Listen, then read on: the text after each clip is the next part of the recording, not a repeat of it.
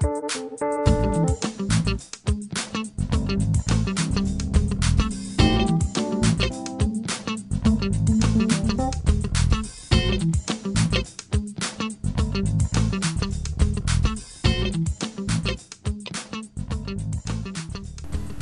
day and welcome to another edition of Q&A Social Security Disability Today.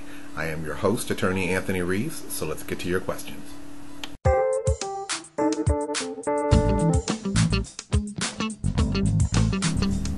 The first question is, the judge's decision was final, so how do I get my money?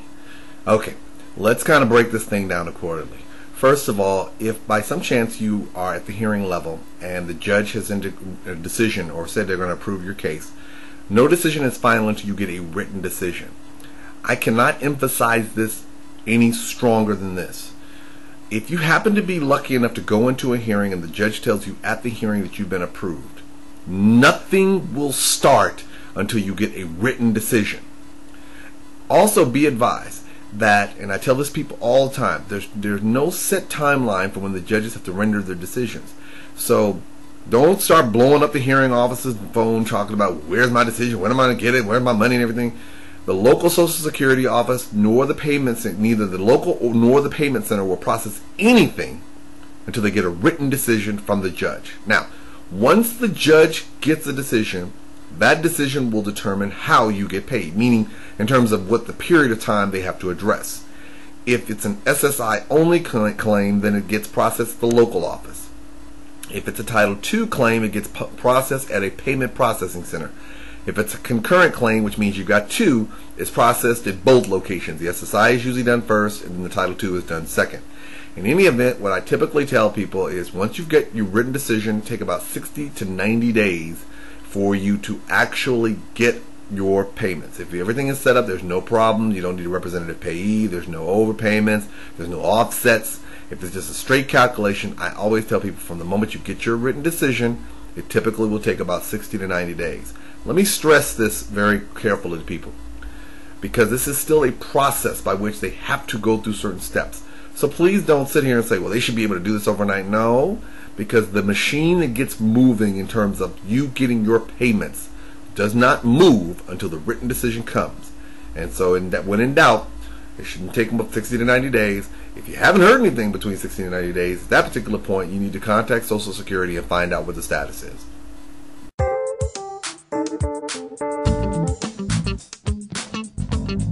All right, let's get to your second question.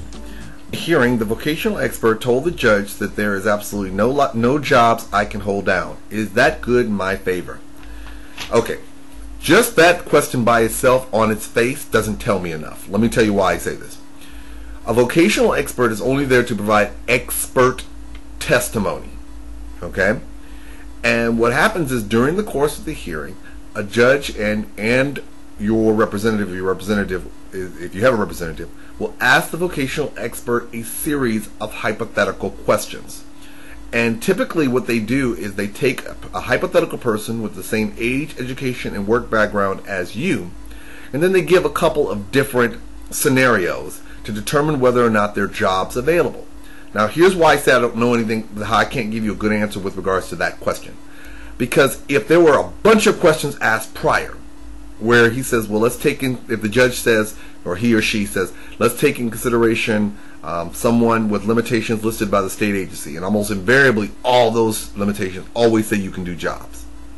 And then they get to the one that basically the judge asks the question about a hypothetical that takes in consideration the situation for you, or at least the way you think it.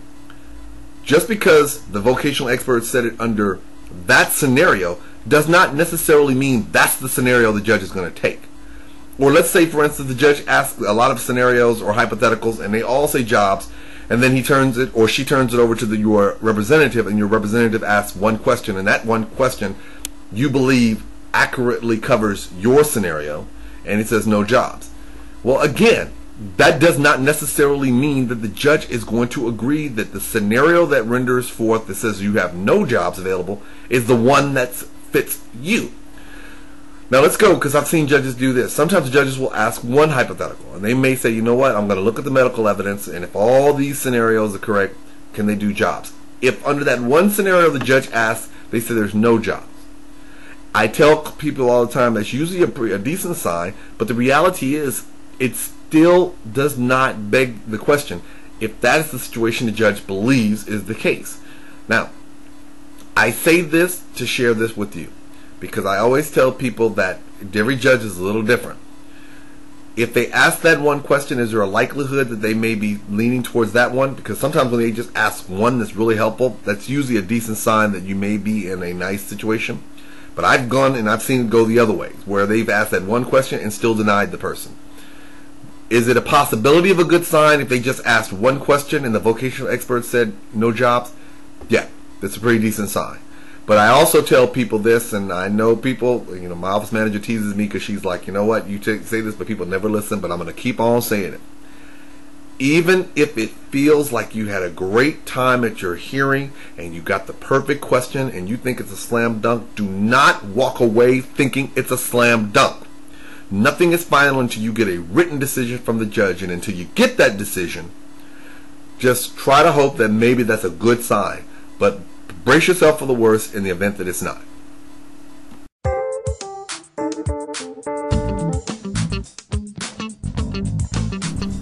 Okay, someone asked the question, how does Social Security calculate the figure that I'm entitled to? Alright, it depends on the program. Now I need you to understand why I say this. Because if you're applying for supplemental security income, that's a resource-based program. In other words, it's a welfare program. So the most you can get is about $680, $690 per month. And that number goes down if you get resources from any other source other than SSI. So if you're getting Social Security from another program, or if you're getting child support payments, or you're in a household where people are working, the amount of money you get for SSI will go down significantly as they figure in how much you're getting. Disability insurance benefits is a lot different. Under that particular one, they look at what you worked and what you paid into the system. Okay? Disabled widow or widow's benefits looks at whether or not your benefits as compared to your spouse's, deceased spouse, which one is higher. So I always tell people that's one of the reasons why Social Security takes 60 to 90 days, because they have to calculate those different programs differently. So the answer to your question is it depends on the type of program that you've been approved for.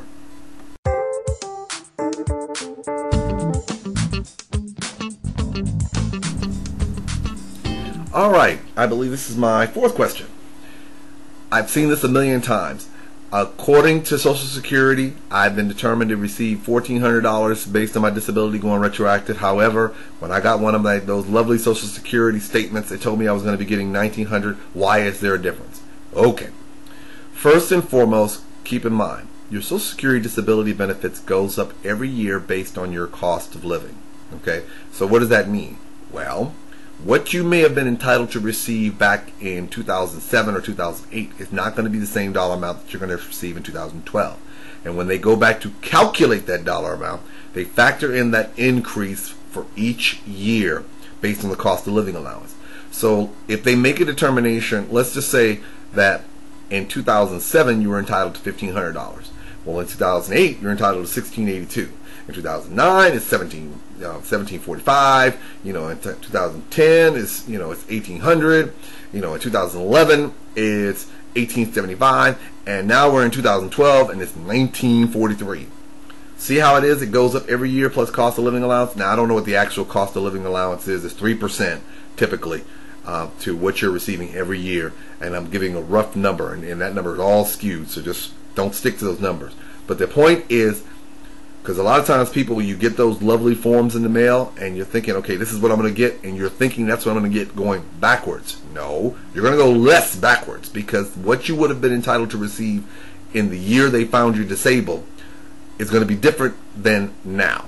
So that's why when it looks weird and you have it in your mind, and people, I know what it's like. I've been there. You're doing the math in your mind. When you get that lovely form telling you this is what you're entitled, do not stick to the dollar amount that's on there, because that's only talking about if you're found disabled today and you were to receive benefits today. It doesn't talk about whether it was 2011 or 12 or 2011 or 10 or 9 or 8. It's not talking about that going backwards. It's only talking about right now. So keep that in the back of your mind when you're sitting here asking yourself, why is it that I'm only getting $200 or $300 less retroactively than what I should be getting now? It's because you found your disability determination for today is different than what it was 3 years ago.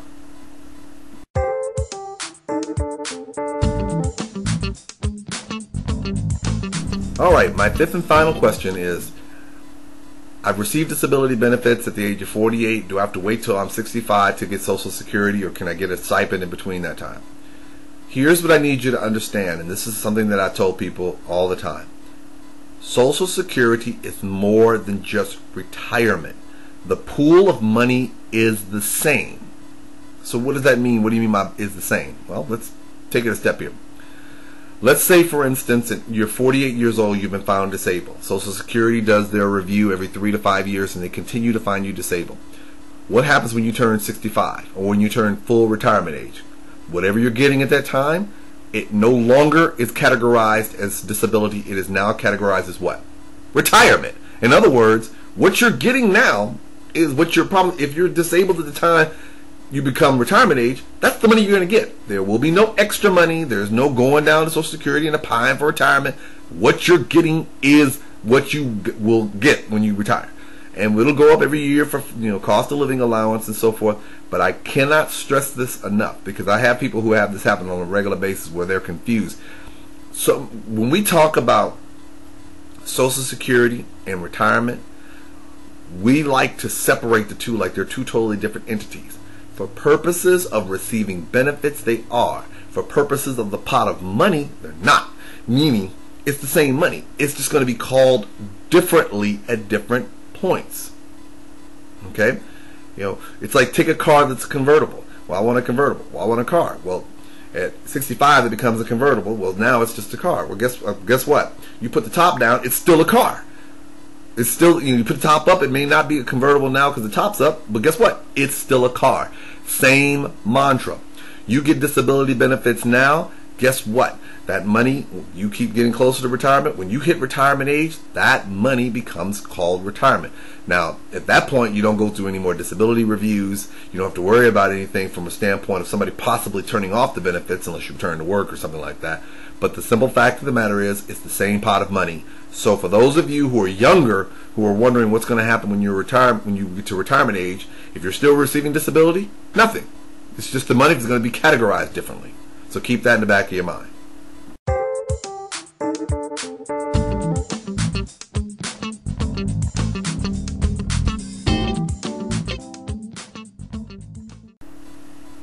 As always, it's an honor and pleasure to answer your questions. Keep those questions coming, and I hope that I'm able to provide assistance to you. Again, my name is Attorney Anthony Reeves, and this is your Q&A Social Security Disability Today.